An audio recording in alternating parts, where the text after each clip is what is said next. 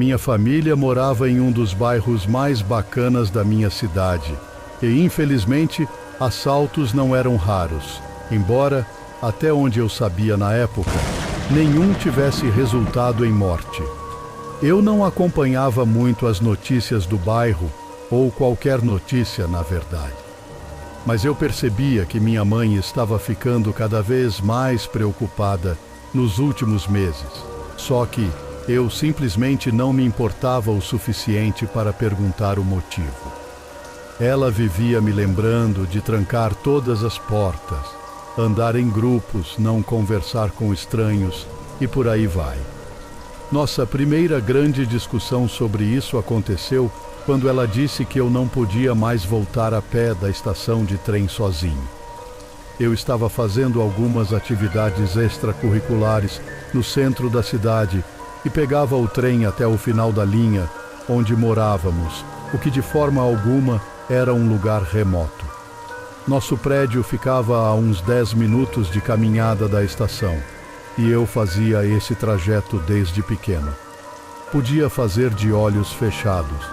Normalmente, eu andava por aí com meus fones de ouvido e meu velho e adorado tocador de CD na mochila, escutando algo alto e grunge, me sentindo completamente seguro na minha pequena bolha de solitude melódica.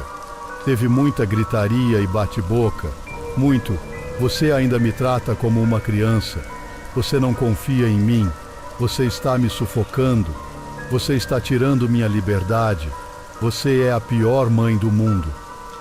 Acho que deu para entender. Eventualmente, chegamos a um compromisso. Enquanto ainda houvesse luz do dia, eu poderia andar para casa. Caso contrário, eu daria um toque para ela e minha mãe viria me buscar. Eu estava de boa com isso, por enquanto. Naquela noite específica, porém, eu estava muito irritado. Não me pergunte o porquê, sinceramente. Não me lembro o motivo. Só me lembro da raiva. Eu queria gritar a plenos pulmões e essa sensação só piorou quando percebi que teria que ligar para a minha mãe vir me buscar. De jeito nenhum eu faria isso. Não importava que estivesse chovendo. Eu não era um bebê e não era feito de açúcar. Saí do trem, ignorei a chuva forte e segui direto para casa. Por fora, eu devia parecer um adolescente de 16 anos normal, escutando música enquanto apressava o passo para casa. Mas por dentro, eu estava me preparando para esmagar meus inimigos, vê-los de joelhos diante de mim e ouvir o lamento de suas mulheres. O caminho da estação até minha casa era bem iluminado, exceto por uma curva. Naquela época, havia arbustos mal cuidados dos dois lados da esquina. Um deles em frente a um lote abandonado e nenhuma luz de rua por uns 30 metros. Eu me aproximei da curva completamente alheio ao meu redor e planejando minha vingança contra um inimigo ainda não identificado, quando alguém pulou dos arbustos ao meu lado, empunhando uma grande faca de cozinha. A maioria do que aconteceu depois, eu me lembro vagamente. Não me lembro como ele era, estava escuro e ele usava um capuz.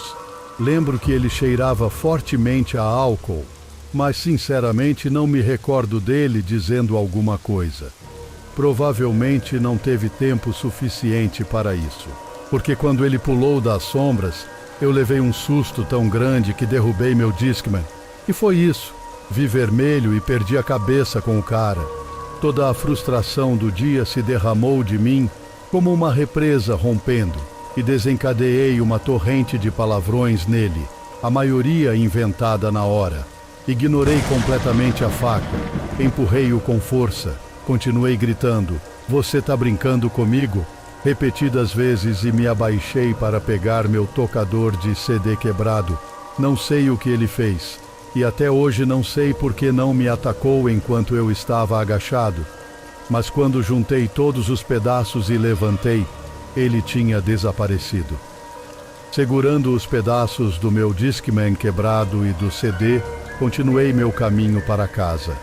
Quando cheguei, entrei direto numa discussão com minha mãe furiosa por não ter ligado para ela. e fiz questão de não mencionar o que tinha acontecido, com medo de que isso fortalecesse o argumento dela. A gravidade de tudo só me atingiu no banho, depois que a adrenalina baixou. E ainda assim, acho que chorei mais pelo meu Discman quebrado do que por ter percebido o perigo pelo qual passei e o que tinha acabado de sobreviver. Tudo caiu sobre mim 2 dias depois, quando uma das minhas vizinhas foi encontrada esfaqueada no lote atrás do arbusto onde fui atacado. Eu não a conhecia tão bem. Íamos juntos para a escola dominical, mas minha família e a dela eram vizinhas há anos. Ouvi minha mãe falando ao telefone sobre o serial killer que estava atacando as partes mais ricas da cidade, e como esse era o mais recente de uma série de assaltos e esfaqueamentos na área.